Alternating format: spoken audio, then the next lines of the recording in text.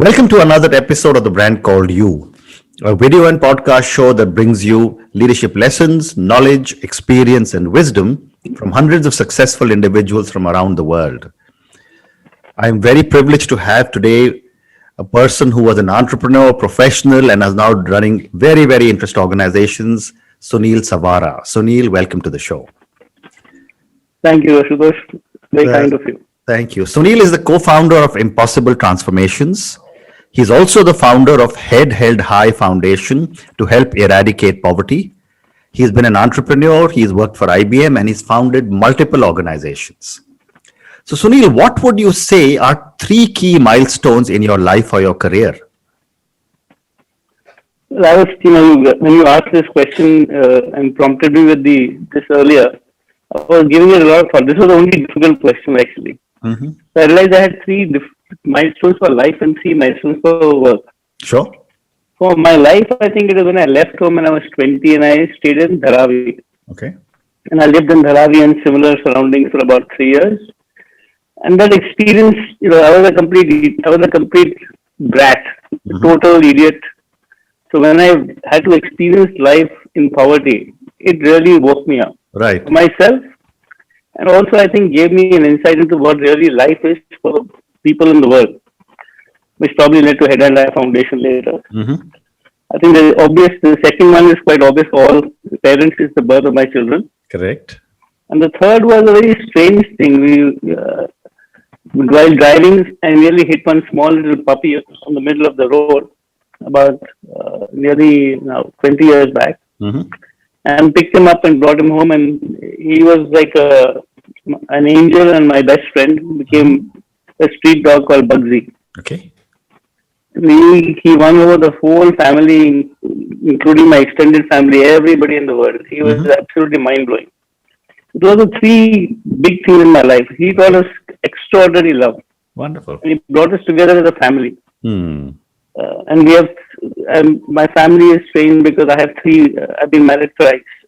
So he brought all of us together. Anyway. Okay. At work, it was when I first got my deal in a company called Methodex where I worked, and which built me up for 7 years. Mm-hmm. And it was unbelievable because I didn't expect it. Okay. Nobody in the company expected it. My manager looked at me and goggle-eyed. My branch manager looked at me and said, "You got this," and I said, "I don't know how it happened." Mm-hmm. And the only lesson that I can remember is that I had zero capability. But I was completely persistent, like a dog with a bone, Mm-hmm.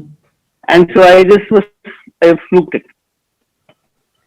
And the second time is when I started my first company again. So my biggest lesson, I think, was being stupid, really being dumb, not smart enough to know the risks of life. Mm-hmm. I had no money in my pocket, and I said I started my first company and landed a deal with Hong Kong Bank and Reliance with Mr. Nathubhai Ambani and gang, and that was quite unbelievable. So from the profits of that, I started the company. I had no office, I had nothing, but I don't know why these people believed in me, but they did. And I repeated that later on with the current company when I started the one which I have now. And it was just. And I started with my best friend. Mm-hmm. So that was great fun. It was like just breaking loose, doing your own thing, being with your best buddy and having such joy. And it's incredible. It's that high is just incredible. The first 5 years were just mind-blowing. Mm-hmm.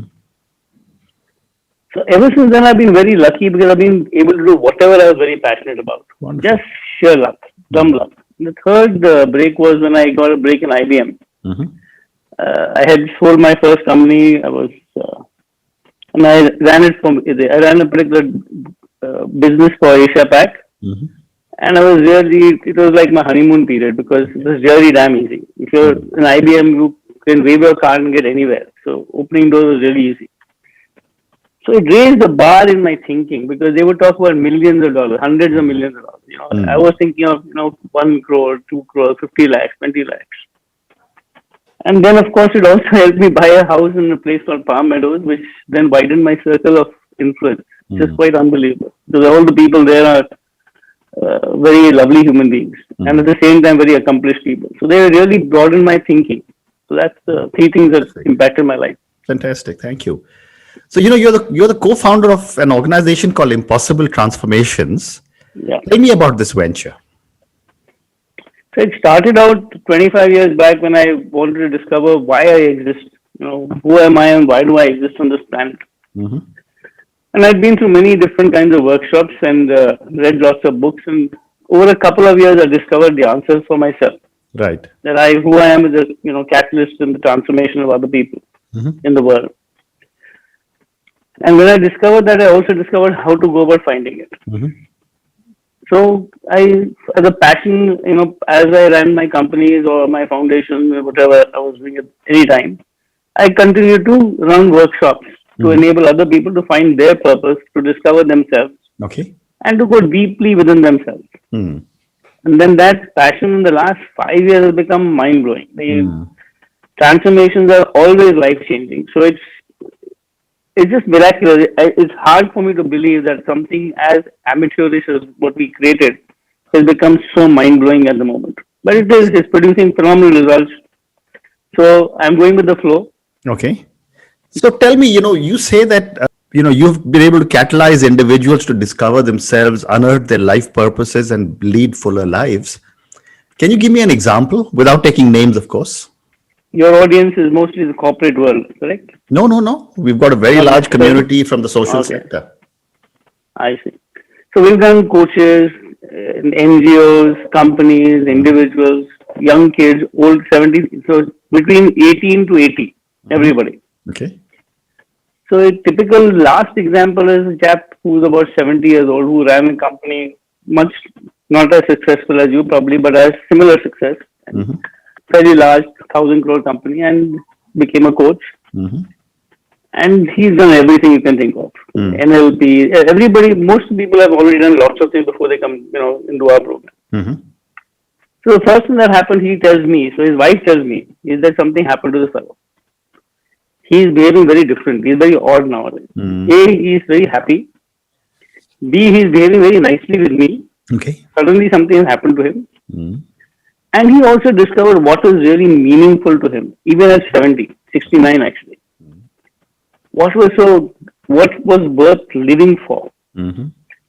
So discovering your path, which you obviously have, is so phenomenal. And if you can walk that path, you're in great shape. You want to get up every morning and do what you have to do. So that's what we do. Okay. I can give you numerous video examples, which would be much more profound because hearing it from them is far better than hearing it from them. No, I understand. But tell me, who is a Mission Impossible leader, and why do we need such leaders? So we have a societal leadership bent. We crafted a new term. I don't know, my partners crafted that term somewhere, which is that we have a bent towards doing good while making whatever you chase, doing good in the world. So to us, the definition that we crafted long back is just a fun thing, maybe. Someone who can see infinite possibilities in the world, picks one, goes after it relentlessly, is unstoppable, and enrolls others into that conversation. Okay. So the inspiration for us was when we met Paul Pullman, and he was giving it was a charity kind of function. And he spoke very profound, very great wisdom, and very balanced. And I know my partner was in tears and went and hugged him.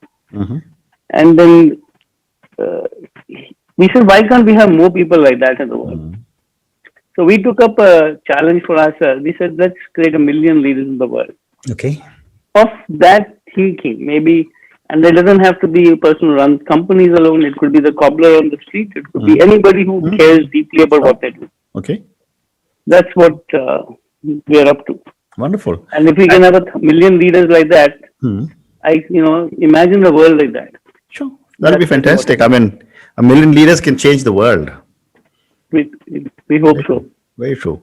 So when I was reading about you, you also speak about lead like Gandhi.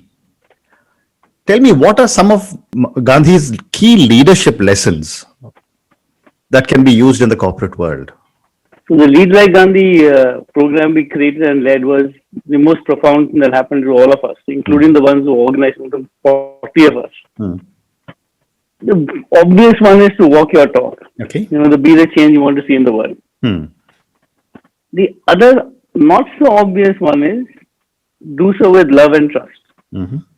which is quite an incredible thing. So when we created the new organization that we've crafted around mission, around impossible transformation, we made sure that we're going to do it out of love and trust. So anything we do is out of love and trust. If you owe me money, I'm not going to keep track of it. If you haven't paid your fees, I'm not going to ask you. It's up to you. Mm-hmm. So it's a lovely way to live. It's a lovely way to work. And Gandhi was totally into that. Mm. Now, I know it's hard for a company to believe that it's possible to do that. But for me, the largest leadership lesson for me is walking his talk, being of high integrity in the world, Mm-hmm. and generating love in whatever he did. Even if it is to your own personal detriment, is it? Well, that is what Gandhiji was known for. That is what is called Gandhigiri these days, isn't it? That you take the blow, and in fact, I remember when I was reading about him, he trained those 79 people who went on the Dandi March Mm-hmm. in such a way that if a blow was hit upon their head, upon them, they could not raise their hand. Mm-hmm. By raising their hand, this was an act of violence. Mm-hmm. So they were trained not to even raise their hand. They had to accept it and see the beauty of the other, the look at the other person Mm-hmm. from their purest self, Okay. in their purest light, and love them from there and allow them to do what they wanted to do. Okay. So again, another interesting term I picked up when I was reading about you was the Sorcerer Training Program. Okay. Help me understand with an example. Sorcerer is, there's a couple of authors who use this term quite differently. And they said that sorcerer is not this witchcraft stuff. Sorcerer, in the way that it is used, is somebody who imagine that you have a linkage to the universe, to God, to whatever you believe is the Correct. creator or whatever we sit in, right? And there's a link there. And the sorcerer's job is to clean that link which you have had all your life but have forgotten. Mhm. So it's in a way that's what sorcerers and the people who do that. So I'm supposed to be a master sorcerer. Okay. It's just a term. Okay. So we train people to become sorcerers, which is a training program. It takes about 6 months, very, very rigorous, very hard. To train others, they are trained to deliver the program to transform people. The program that we do in Impossible Transformations, Okay. like Lead Like Gandhi, like Mission Impossible Leaders. So to deliver these programs, the people who deliver them, the trainers are called sorcerers and they love it because they can see that they're producing virtual magic. Mhm. There is no reason rationally why people transform the way they do, but they do. Okay. So Sunil, tell me, what are some of the core values that you believe in for your business? I think that like we said, love and trust is one, but we decided that I struggled with this question for quite a bit of time, whether we should start a new business or not. I've done enough and I'm 64 and I have no desire to create one more company and I'm okay. So we said, let's form a community. For me, the whole forming a community, family-like, in love and trust, and where you care deeply for the other individual's growth as much as they care for the organizations is really important. So you're not going to. I don't think anybody is going to get any corporate life lessons from me because I'm terrible at that. But for me, this is what for me and my partner and for all of us in this community, this is what matters enormously. Okay. So you cannot imagine how beautiful this environment that we have created so far has been, and how close-knit this community has become, simply because we are all serving others in the world, and we are doing so at the same time learning and growing ourselves, and applying those lessons to ourselves as well. Refusing to say, hey, we know everything, so let me give Gyan. That Gyan better come here first. And that was again Gandhi's lesson. Okay. So my next question is, and you work with a lot of leaders, right? And then you're talking of the Mission Impossible aspect. You're talking about lead like Gandhi. One is the part of love and care and embrace everybody, etc. What are the additional qualities, in your opinion, that a CEO of a company should have? I think much has been written much better than me, but obviously is to execute very powerfully. I'm not talking about an entrepreneur, but I'm talking about a CEO. So I have two CEOs, one my company, one my foundation. So the vision was created by us and crafted by us, but they are holding that vision and then enrolling others into that vision as well. They have to walk their talk. They have to be of high integrity. Okay. And the big thing is to be always able to see possibilities in anything that they do, wherever they are, opportunities or challenges. If you take all of this in terms of, I would think that's somebody who's going to be a successful CEO. Okay. So, let me move to the next set of questions, which is about your Head Held High Foundation. Tell me about this, and how are you going to be eradicating or alleviating poverty? So, when I was in Dharavi and also traveling in train every day, the one thing that hit me was, why are people poor? And I asked daft questions always. So I said people are poor because they can't work, or there's no work to do. Why is there no work to do? Well, there's no work. They're in villages. There's not much work to do. And B, they're not educated, so they can't get jobs there or provide, start enterprises there, etc., etc. So I said, what would really shift this dramatically? What doors can I put in? And so the answer that came to me, and I must say that I always reach out to Gandhi in many ways and say, what would Gandhi do if he was here? Very honestly. So I said, if you can provide a highly concentrated dose of education that will take 15 years to do in about 1 year's time and transform these individuals, they would become capable of standing on their own feet, and then they would no longer be poor. So I never thought I was poor when my salary was 300 rupees and 350 rupees in those days. After my rent and my milk and my electricity, I was left with about 140 rupees. But I never thought I was poor because I knew that I would get out of this thing. Correct. Somehow I just knew because I was educated. So I said that if we can make people stand on their feet. So we built a program. Now, I have no clue how that came into play over a year of research and all kinds of stuff that we put in there. We borrowed, stole, begged from everybody, crafted something, created something, and once again, magically, in 6 months, we transform an absolutely illiterate person to becoming as capable as a graduate. Okay. They will read, write, speak in English, use computers, Excel spreadsheets, presentations. They met Mr. Tata, Mr. Ambani. They met nobody. None of them could even believe that these guys have not been to school and college. Okay. So that's the.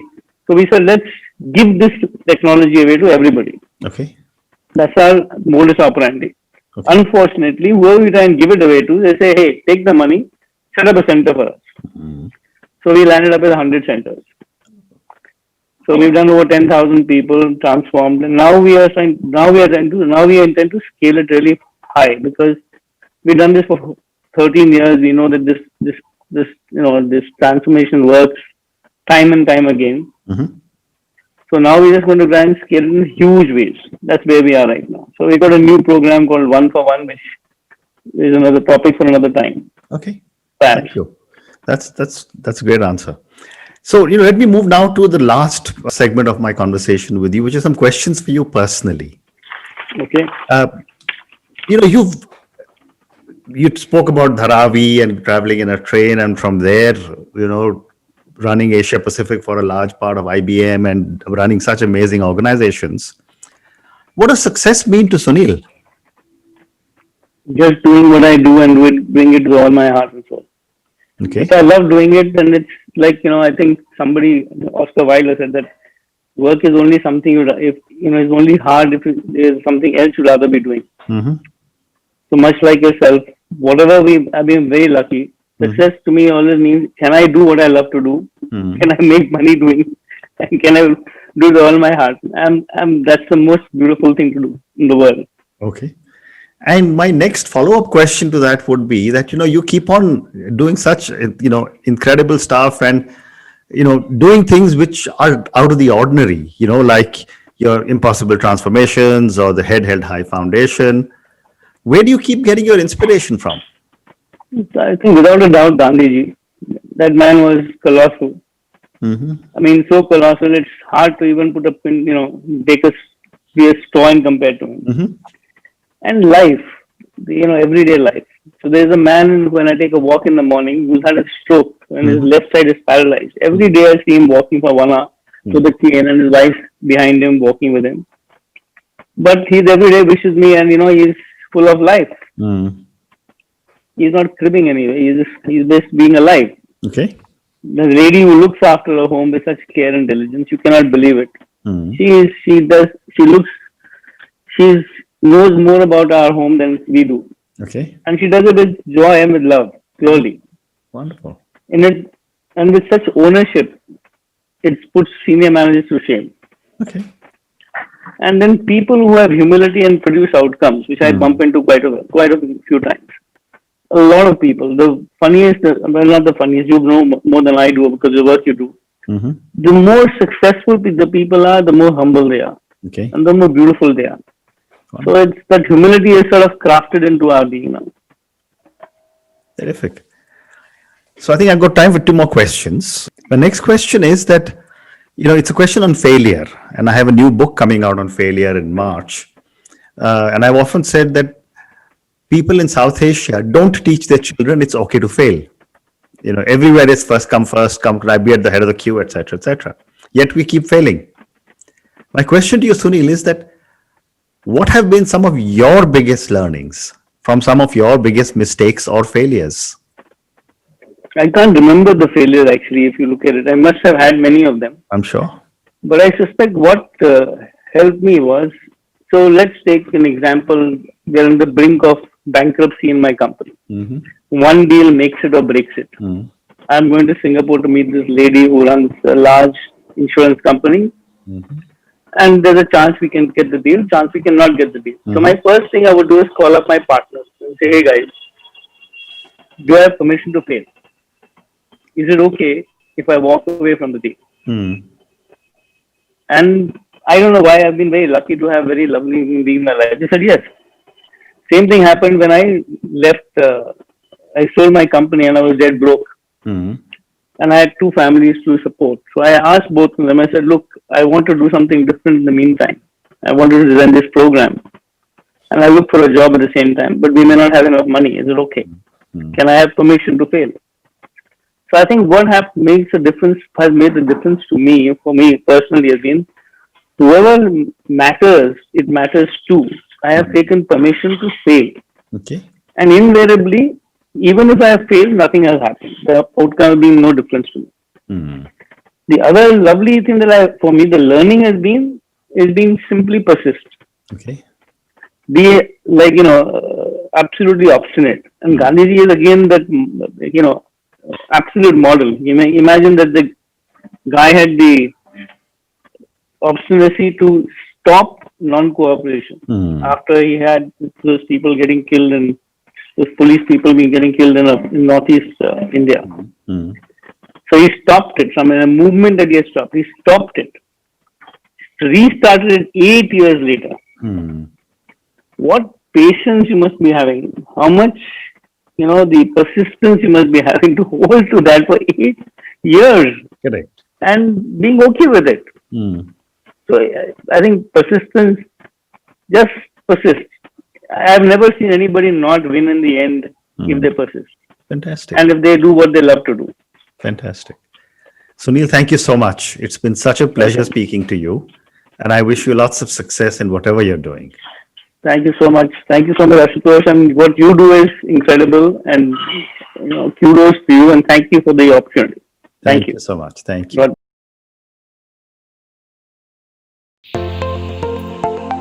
Thank you for listening to the brand called You Videocast and Podcast, a platform that brings you knowledge, experience, and wisdom of hundreds of successful individuals from around the world. Do visit our website www.tbcy.in to watch and listen to the stories of many more individuals. You can also follow us on YouTube, Facebook, Instagram and Twitter. Just search for the brand called You.